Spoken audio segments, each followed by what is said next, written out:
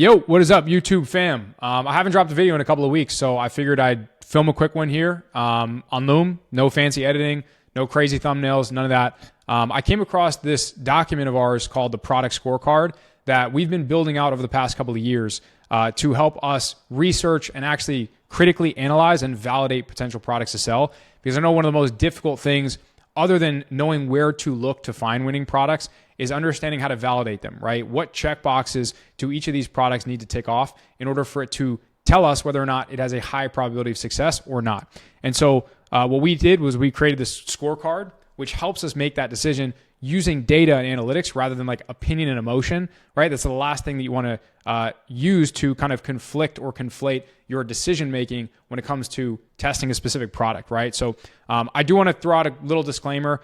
This has been modified. This is an older version. And so we have newer up-to-date versions with a lot more details and a lot more in-depth explanations and trainings inside of our inner circle. So, if you're interested in having me and my team take you under our wing and help you scale up a profitable brand this Q4 and beyond, or if you already have a brand that you're looking to scale up, just DM me the word inner circle over on Instagram and I'll share more information about how we can help. Aside from that though, I wanted to just quickly give you this high level overview of how we analyze products. Again, using like data and using more numbers and math than emotions, because that can be a really, really difficult thing to mix into the product validation process, right? You want to be able to make very clear decisions as to whether or not a product's worth testing or not. So I'm going to show you how this works and how you can actually build this out to your own liking based on what things you value in the products that you've seen perform profitably for yourself, for other people, maybe from those who you've been learning from, etc. Right? So the first pillar that we have is low competition, right? So I could talk about this for days, but competition isn't like the most important thing, but it's one checkbox you want to kind of cover, where if the product has 1 million Amazon listings, a ton of Google Shopping listings, it has a bunch of AliExpress listings with thousands of orders, Temu, right, being sold on Walmart and all these different platforms, then it just means it's really easily accessible, right? So low competition is another way of saying, hey, how easy is it for someone to find another version of this product or the identical version for a cheaper price, somewhere that's more convenient for them and they don't have to go out of their way for. And if it's really easy, then you probably want to stay away from it, or it might be one of the things that inclines you to make the decision not to test it, right? So this is going to be more of a blanket statement of low competition, but there's actually multiple pillars that we focus on in looking through that. I don't have enough time in this video to share them with you. But again, that could be Amazon listings, that could be AliExpress orders, that could be active Facebook ad competitors that you're easily able to find, that could be organic TikTok accounts. It just depends on where you want to market and a lot of different factors that you have to take into account, right? But in this case, we have a couple of example products that we're basically scoring using the scorecard. And in this case, the example of like the winning product that we've scaled profitably and that we'd still recommend testing now, this fun dog beanie for the winter, this would get 2 points because it has low competition, whereas the magnetic case and the cloud slides, they wouldn't get any points because there's a lot of competition, right? So, and this goes to show how competition can factor into a product that has sold millions and millions, if not tens of millions of dollars worth of revenue, and even tens of millions of dollars worth of profitability for these products, right? These were former winners. I just wouldn't recommend testing them now. And that's why the competition is important for the relevancy and the recency of if it makes sense to test that product right this second, right? Second one is healthy margins, right? Now, what this means for us is we usually like to mark up a product by at least $25 because our target marketing platform is Facebook, right? If you're using some fancy TikTok strategy or you're marketing organically or you're using TikTok Shop Affiliate, then by all means, do not listen to the advice I'm about to give you because there is nuance depending on where you're marketing.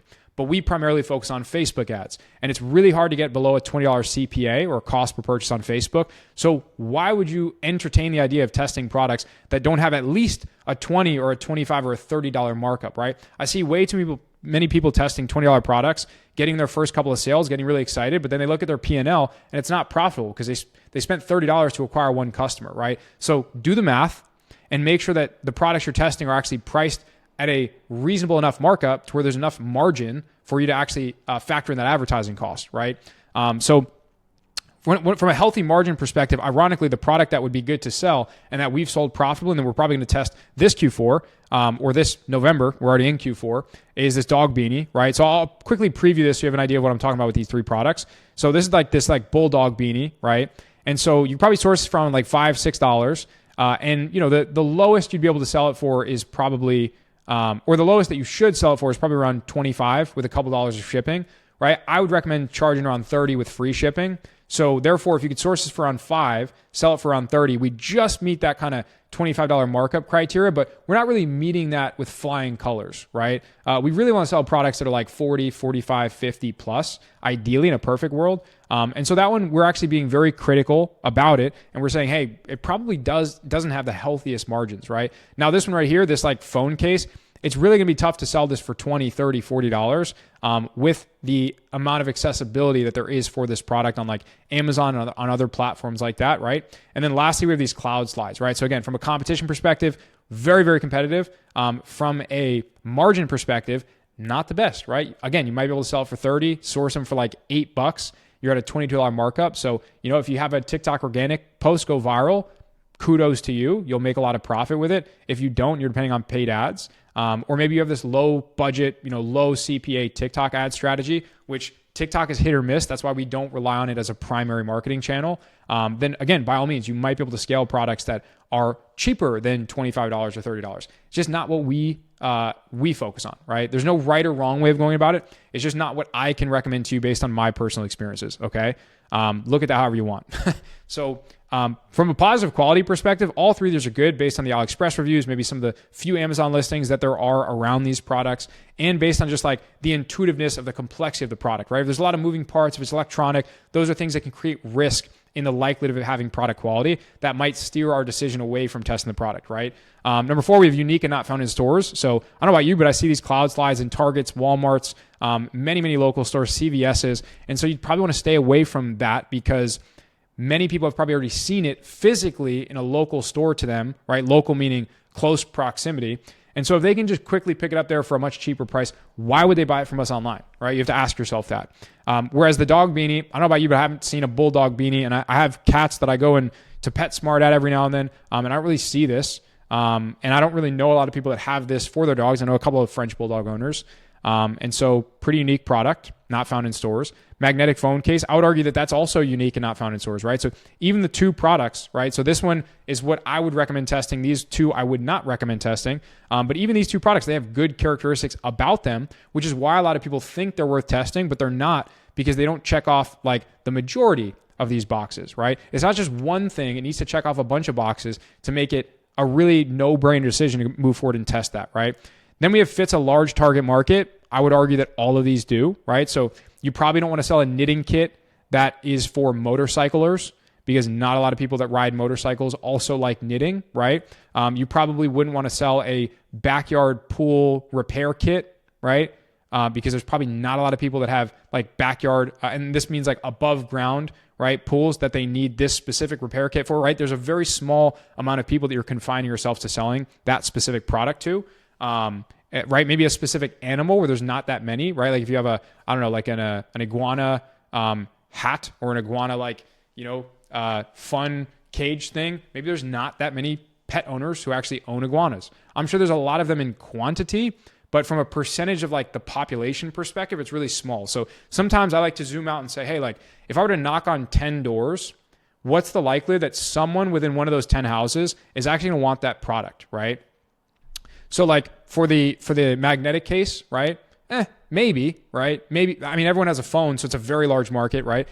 Almost anyone can use these slides, right? So that's a very large market. Dog beanie, depending on if you only go with the bulldog or a general pet, I would say more than 1 in 10 households actually own pets, right? It's probably more like 30, 40, 50% if I had to just throw a number off the top of my head. And so I would say, unless you were confined to just the bulldog beanie itself and like bulldogs or French bulldogs, I would say this fits a pretty large market, right? Now, secondly, and an important nuance to large market is it has to be specific and it has to be passionate, right? They have to be passionate about the product itself. So people are passionate about their dogs, not really super passionate about their phones or protecting it or about like, just having a pair of fun slippers to run around the house or to go outside in, right?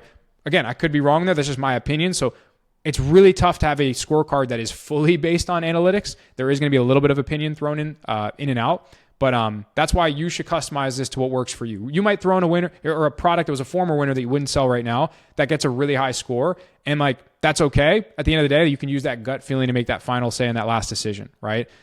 This isn't going to be perfect. It's not perfect now. It's never going to be perfect. Again, this is kind of an older version that kind of covers a couple of different categories. We've now isolated many subcategories under each of these line items, which is, again, really important like nuance that you should take into account. And so, for example, low competition, you might have 3 different things that make this up, and you might score it differently. You might give it 3 points, where one of them is, does it have less than 20 Amazon listings? Or one of them is, does it have less than 20 AliExpress listings? One of them might be, does it have less than 20 Google Shopping listings in the country specifically that I'm looking to sell it in?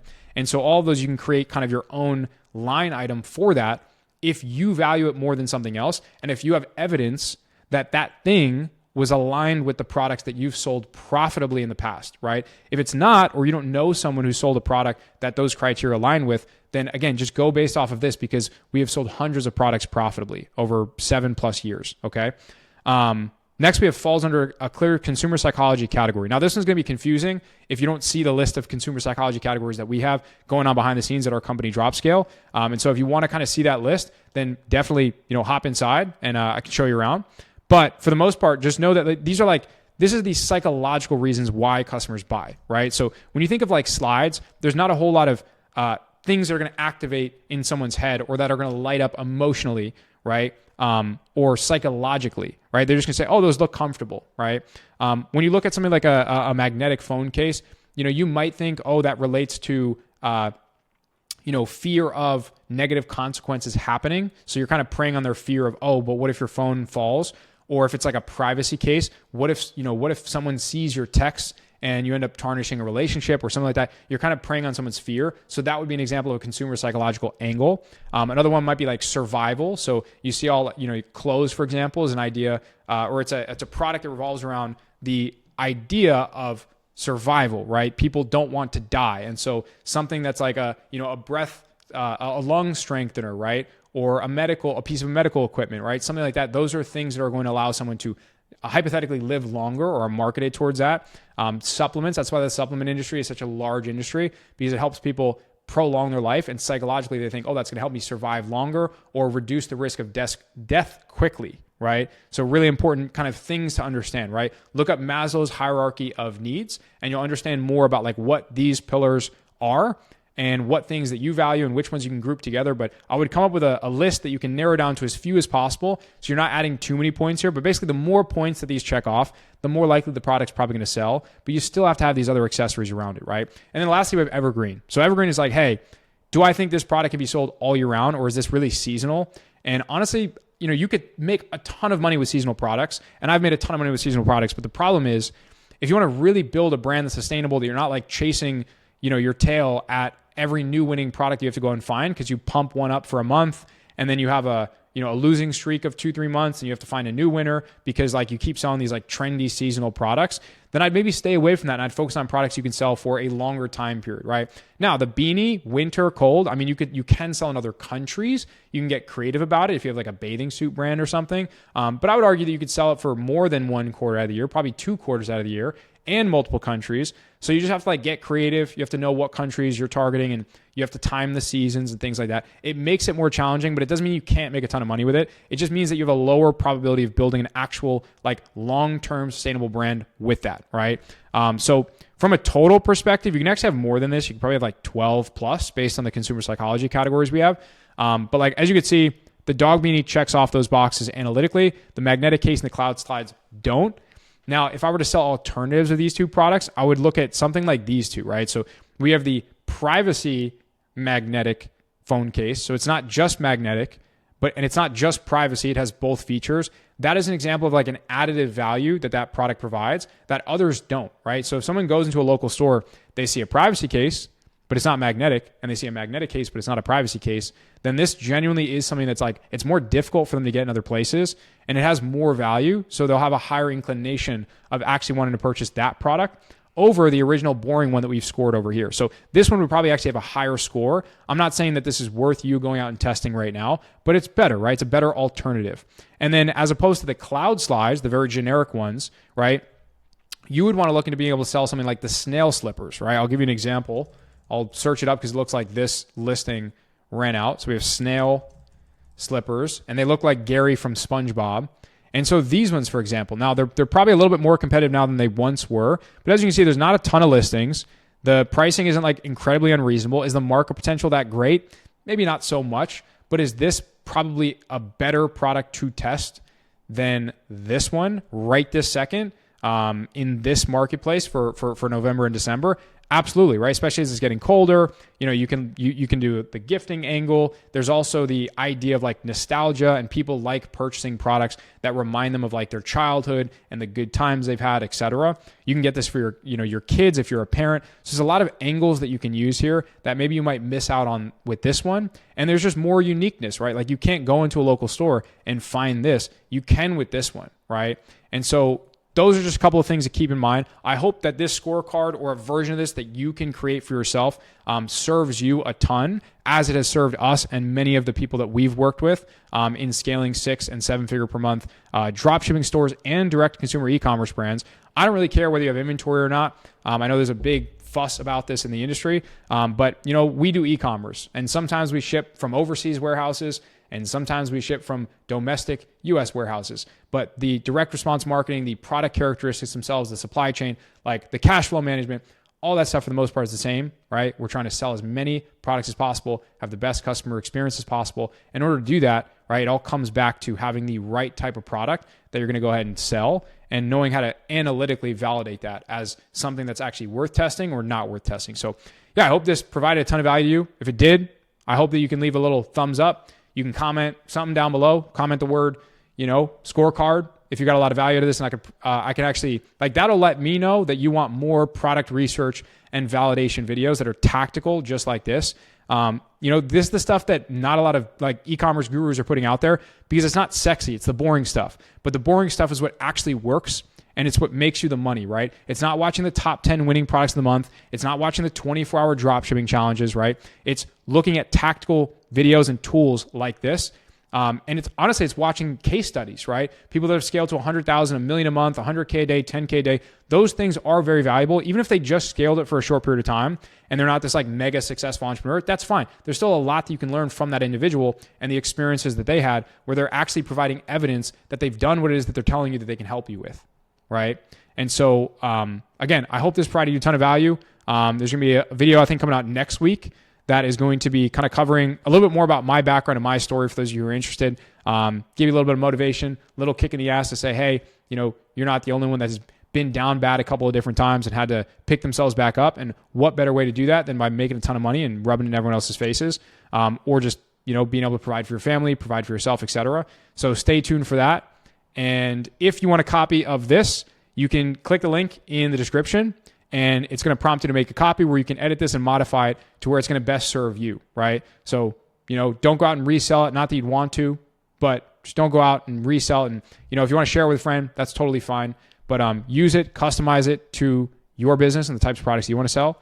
And I look forward to hearing back from you, and hopefully this having provided a ton of clarity on you on what products to sell and what products to stay away from. All right. I'll see you guys in the next video.